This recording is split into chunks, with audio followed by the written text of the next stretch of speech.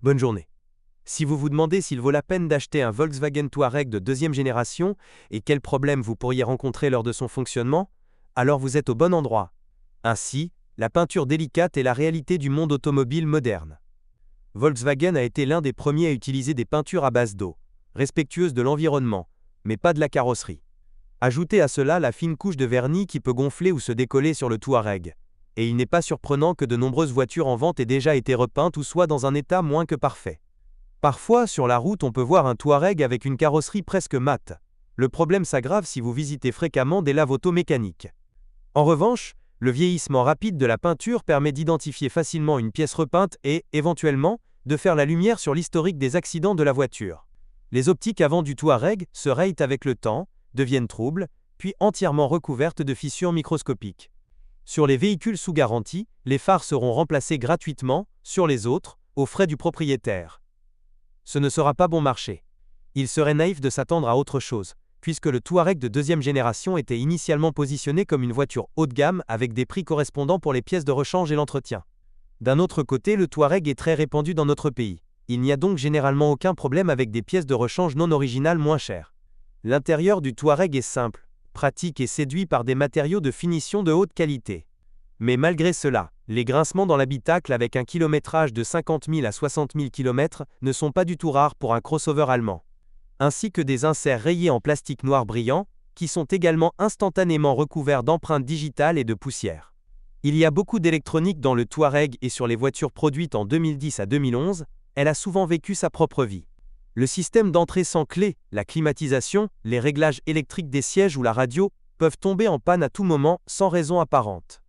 De la même manière, sans aucune intervention extérieure, les systèmes électroniques reprennent vie.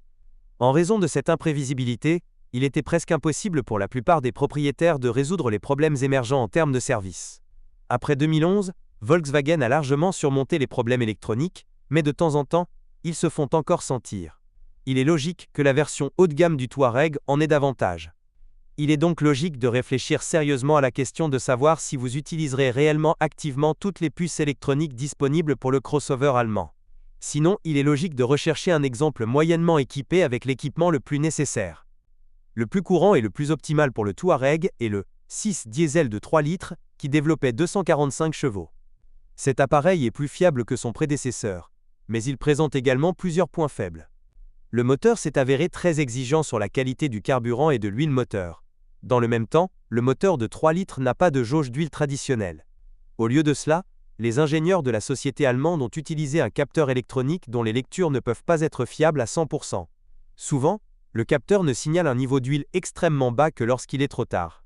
Le problème est aggravé par le fait que sur les voitures à kilométrage élevé, le joint d'huile du vilebrequin commence à fuir. Les moteurs à essence ne sont pas sans problème chronique. Les problèmes typiques sont la faible fiabilité de la pompe à carburant et l'étirement de la chaîne de distribution.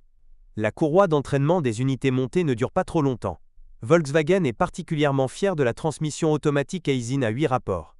Peut-être qu'étant neuve, cette boîte semble vraiment idéale, mais à mesure que le kilométrage augmente, il ne reste aucune trace d'idéalité. Les coups de pied lors du changement avec un kilométrage de 50 000 ne sont pas rares. Surtout pour les propriétaires qui n'hésitent pas à se déchaîner. Cela peut être traité en rinçant la boîte et en remplaçant complètement les solénoïdes. Cependant, cela ne vaut toujours pas la peine d'aller directement au centre de service et de payer une somme considérable pour les réparations.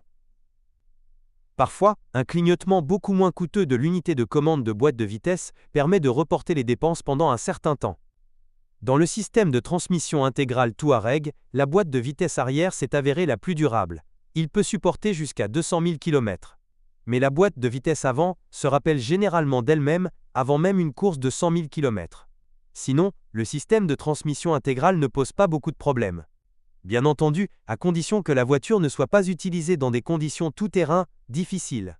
Les déplacements sur terrain accidenté réduisent également considérablement la durée de vie de la suspension. De plus, il y a déjà suffisamment de problèmes avec la pneumatique. Cela est particulièrement vrai pour les copies publiées avant 2011. Les bouteilles d'air elles-mêmes commencent progressivement à empoisonner l'air. Il est difficile de déterminer l'emplacement de la fuite, ce qui peut retarder les recherches.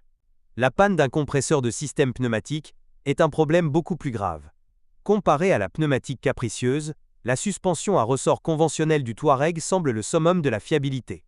Mais si vous mettez de côté le fond, et considérez sa ressource sans référence, il s'avère qu'il n'y a pas non plus de quoi se vanter ici. Sans intervention, cela ne durera pas plus de 70 000 à 80 000 km. Si la voiture a été conduite avec négligence, les chiffres seront encore plus bas. Dans le cas du Touareg, l'état de la voiture en général dépend beaucoup de l'attitude de son propriétaire à son égard. Certains véhicules à kilométrage élevé nécessitent un investissement minimal. D'autres, avec un kilométrage de seulement 60 000 à 70 000 km, sont prêts à soutirer des sommes d'argent substantielles à leurs propriétaires. La fourchette de prix des Touaregs d'occasion de deuxième génération sur le marché secondaire est assez large. Cela ne vaut certainement pas la peine d'acheter les exemplaires les plus abordables. Pour remettre la voiture en ordre, vous devrez dépenser beaucoup de temps et d'argent, ce qui n'est guère justifié. Peut-être qu'à la fin, il s'avérera que pour le montant dépensé, vous pourrez acheter en bon état le même BMW X5 ou la même Mercedes-Benz Classe M, qui sont considérés comme des concurrents du Touareg, mais qui sont en moyenne plus chers sur le marché secondaire. Si vous ne voulez pas payer trop cher, mais que vous ne trouvez pas de Touareg dans un état décent, vous pouvez vous tourner vers le Volvo XC90 suédois. Mais il est important de comprendre que chacun des concurrents de Volkswagen a aussi ses propres forces et faiblesses. Ils n'ont pas d'avantage significatif sur le Touareg en termes de fiabilité, de coût d'entretien et de réparation. Si vous êtes propriétaire, assurez-vous de laisser un commentaire sur cette voiture, votre avis aidera certainement les autres à choisir une voiture.